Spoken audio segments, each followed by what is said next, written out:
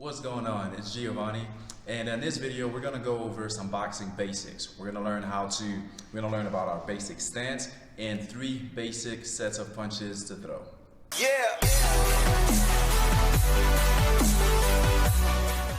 To begin with, let's talk about our stance. For the purpose of this video, we're gonna keep it very simple, very basic.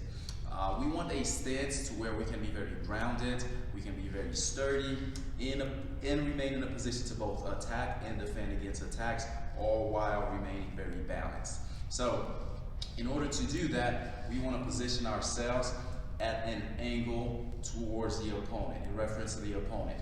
Here, we're a much wider target to an opponent, and we're not very balanced this way, so we want to position ourselves more at an angle. Now, which angle you choose depends on whether you're right-handed or left-handed. If you're a right-handed person, you'll be angled with your right side, your dominant side back. Okay, so if you can see my feet here, I have a good wide base.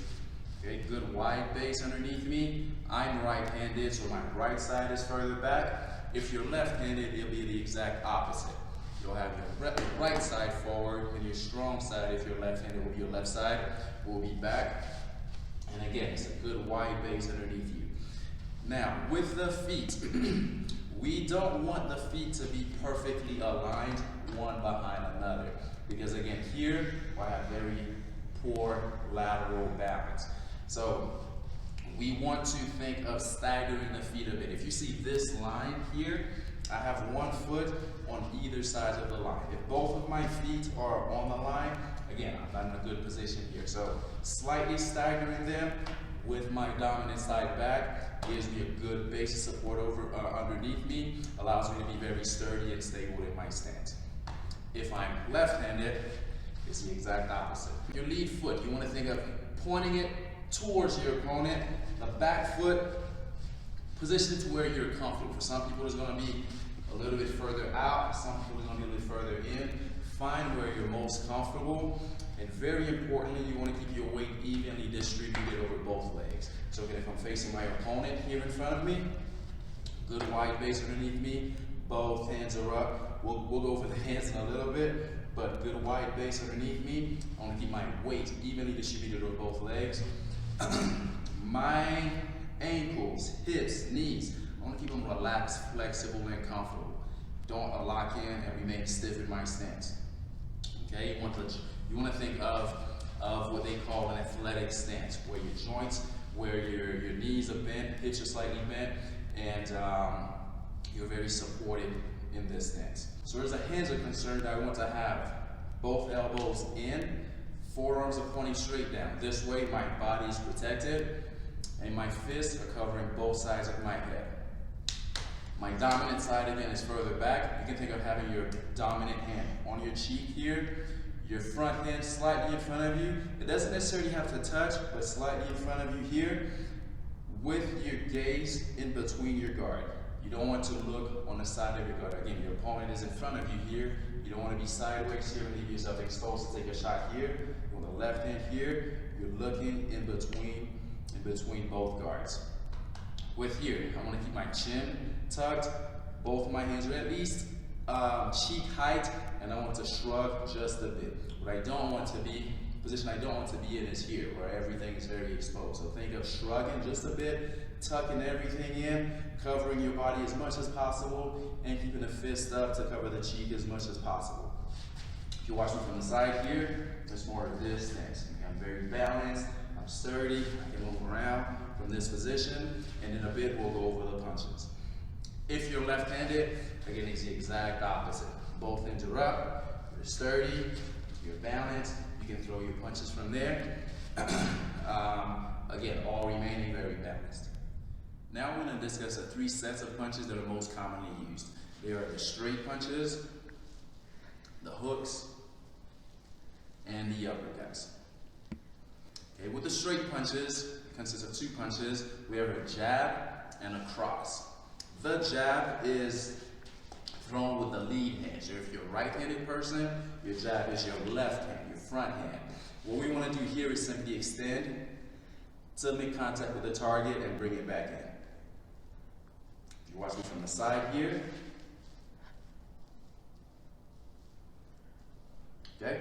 As I'm throwing the jab, I'm getting a little bit of push from the back leg to help extend the arm out for me.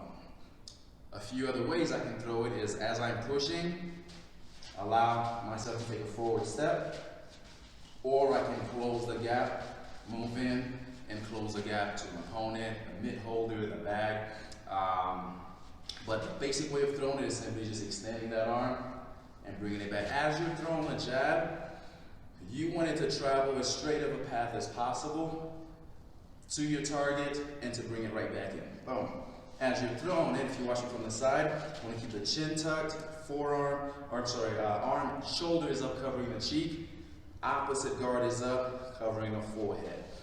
What you don't want to do is drop the arm and keep yourself exposed. So that's your jab. Second straight punch is your cross. That's your first power punch.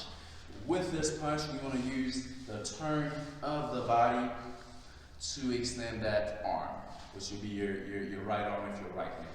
So you're twisting, and you see my foot here. As I'm twisting, my heel will have a tendency to lift. Let that happen, okay? Don't force it to be stuck to the ground, or don't over-rotate it either. Let it just naturally turn. Again, you want the focus to be on turning the hips and the shoulders to allow that arm to fully extend. And the arm goes straight out, comes right back in. Out, right back in. Boom. Boom. Boom. That's your cross. Third punch is your hook. All right? We have a front hook and a back hook, a left hook and a right hook. With my hook here, the goal of the hook is to come around the side. Around the side. So if you watch my stance here, to get a little power out of it, I'm going to wind up, get a little bit of a wind up. As I'm unwinding, I'm taking the arm out around to the side. Boom. Boom. Some people are going to be comfortable making contact with the fist this way, where your palm is facing you. Some people are going to be comfortable making contact with the fist this way. Play around with it, find out what's most comfortable for you, and stick with it. So, boom. As you're twisting now, there will be a tendency for that front heel to lift. Allow it to happen. Common mistakes are to lean forward, to want to go into the target, but here you're very off balance.